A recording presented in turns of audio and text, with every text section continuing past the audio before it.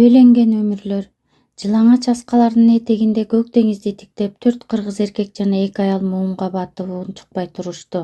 Четте турган кишинин жашы өлүгө жакындап калган. Чачын агаралап, кара тору жүзүн бырыш баскан. Жанындагы киши жашы 30-35 чамасында. Кенен далуулуу, көздөрү курч. Ошентсе да чет өлкө бөтөн жерде жүргөнүнө өкүнгөндөй терең ойго батып турат. Үчүнчү киши болсо ак чумал жапалдаш бойлуу өтүмсүз жигит экенин бир караганда эле байкоого болот. Эки жагын улам карап, бир нерседен корккондой чоочуп турат. Төртүнчүсү узун бойлуу жаш жигит. Ал деңиздин үстүндө жем издеген ак жардактарды карап, ушул деңиздин койнунда жаткан Айзатты элестетип, айласы кетип турду. Катарлаш турган эки аялдын көздөрү кызарып, жашын тыя албай ыйлап жатышты. Алар бөтөн элде жашоосу азапка малынып, арманын айтарга киши таппай, өз жанын кыйган кызды аяп, жүрөктөн чыккан кайгыруу менен көз жашын төгүп турушту. Аңгыча булардын эң улуусу айтып калды: "Кой, кечке турбайлы, ушул жерден Куран окуп, жаназасын чыгарып кетели. Тааныбасак да жердешибиз, ыйманы саламатта болсун. Дагы жакшы болду ушул жакка келип күндөлүгүн таап алдык. Кыргызстандагы ата-энесине кабар берели.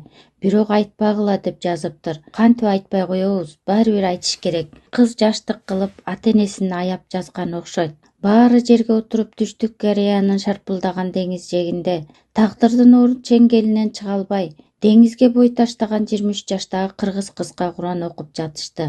Бөтөн эл, бөтөн жерде коордук көргөн кыздын күндөлүгүн окубаса да, ал кыздын азаптарын жүрөгү менен сезип, көз жашын тыя албай турушту. Анткени ошондой кордукту өздөрү да башынан өткөргөн жана жадыбалдай билишет. Эртең менен саат 5-те туруп, темир контейнердин ичинде үшүп-шишип 12 сааттан иштешет. Тилди билбей чоңдордон уруш угуп, акча табабыз деп азапка баткан жандар. Алар тааныбаган жаш кызды да өздөрүн да аяп жаткандай сезилди. "Кой, кетели.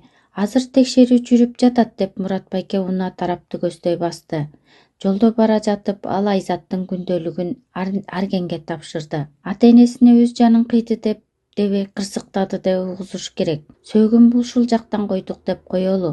Издештирип тууган уругуна айтып, акыр аягына чейин жоопкерчиликти алсаң жакшы болот эле. Жамандык болду. Айла жок, ата-энесинен кабар бериш керек, деди.